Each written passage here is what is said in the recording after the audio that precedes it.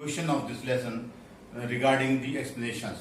Explanation से संबंधित हम प्रश्न का जो है अध्ययन करने जा रहे हैं। इसमें इंपॉर्टेंट पैसेजेस दिए होंगे जिनके हमें एक्सप्लेनेशन लिखने को कहा जाता है। तो हम आइए देखते हैं इसके कुछ important passages with their explanations आपके सामने प्रस्तुत हैं। इनको ध्यान से देखिए और इनको आप अध्ययन कीजिए, याद कीजिए। एक इम्पॉर्टेंट पैसेज ये है, फटिक चक्रवर्ती was a ringleader among the boys of the village. A new mischief got into his head. There was a heavy log lying on the mud flat of the river, waiting to be shaped into mast for a boat. He decided that they should all work together to shift the log by main force from its place and roll it away. The owner of the log would be angry and surprised, and they would all enjoy the fun. Everyone seconded the proposal and it was carried unanimously.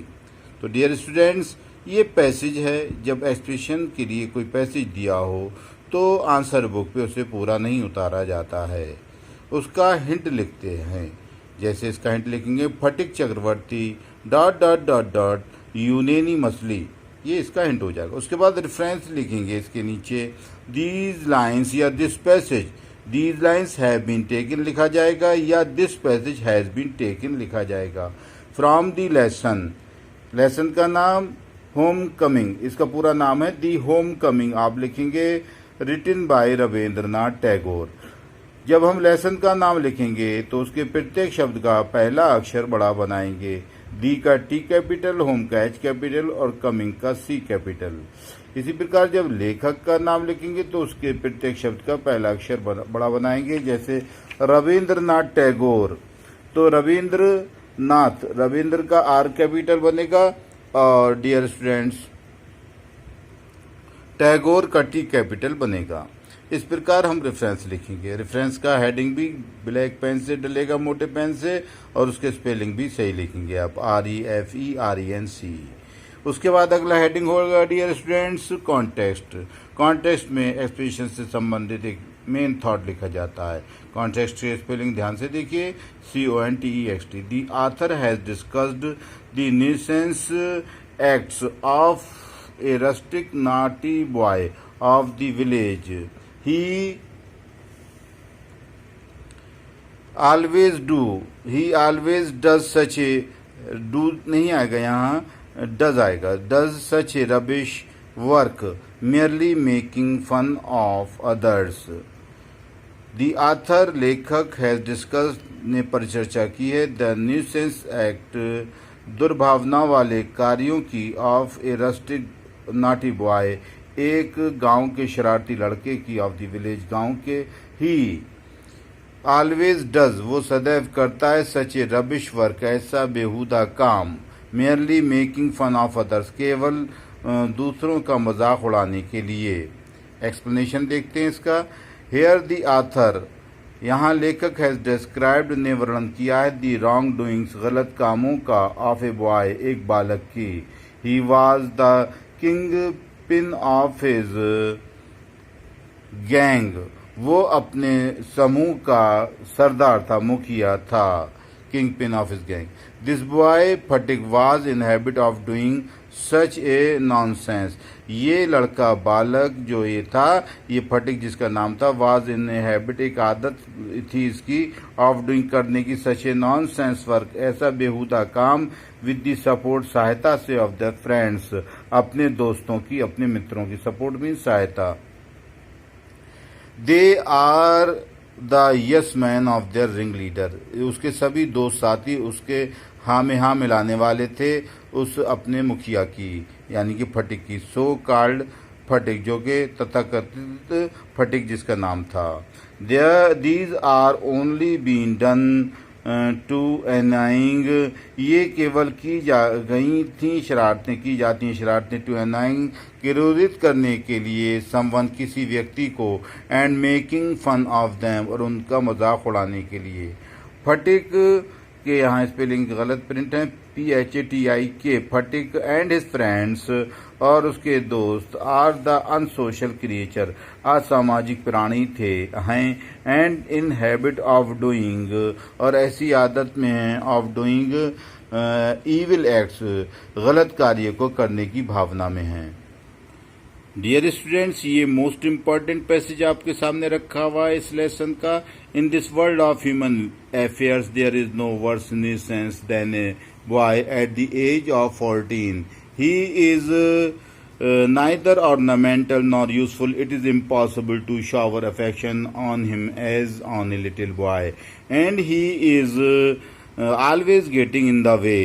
ये dear students बहुत important passage है। इसका reference भी उसी प्रकार लिखेंगे जैसा अभी पहले आपको समझाया गया था। देखिए बिल्कुल उसी तरीके से ये इसका रेफरेंस लिखा जाएगा। फिर उसी और अब यहाँ कॉन्टेक्स्ट इस पैसेज के हिसाब से बदल गया। कॉन्टेक्स्ट में यहाँ मेन थॉट लिखेंगे, दी ऑथर हैज डिस्कस्ड, लेखक ने पर चर्चा की है, हाउ दी सोसाइटी, कि किस प्रकार समाज, लुक टूवर्ड्स, देखता है एक लड़के की ओर, towards a boy at the age of 14, जो लड़का 14 साल का होता है उसकी ओर समाज किस प्रकार देखता है, यहाँ वर्णन करता है लेखक। एक्सप्लेनेशन लिखेंगे, here the author tells us, यहाँ लेखक अस छपने से रह गया, प्रिंट होने से अस और बढ़ा लेंगे।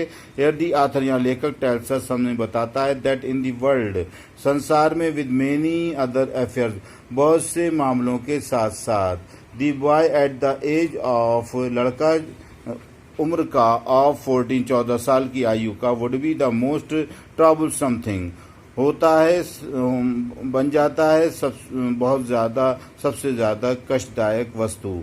He does not even look attractive, वो यहाँ तक के आकर्षक भी दिखाई नहीं देता है। लुक मीन्स दिखाई देना, अट्रैक्टिव मीन्स आकर्षक, and he is not also useful, और यहाँ तक कि वो लाभदायक भी नहीं होता। यूजफुल मीन्स लाभदायक, इन एनी सेंस, किसी भी भाव में, as he is an immature at this growing age, वो आप जैसा कि अपरिपक्व होता है। मैच्योर मीन्स अपरिपक्व, एट दिस ग्रोइंग एज, इस बढ़ती हुई आयु में। सो इट इज इम्पॉसिबल, इसलिए असंभव होता है, टू शो लव, दर्शाना प्रेम, एंड केयर और चिंता या परवाह, towards as a little boy, उसकी ओर जैसे वो एक छोटा बालक हो, यानी कि 14 साल के बालक की ओर ऐसे अपना भाव प्रस्तुत करना जैसे कि वो एक छोटा बालक है, ऐसा भाव प्रस्तुत करना बड़ा कठिन होता है।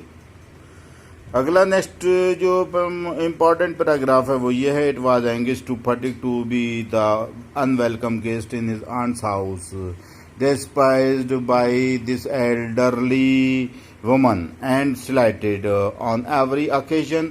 If she ever asked him to do anything for her, he would be so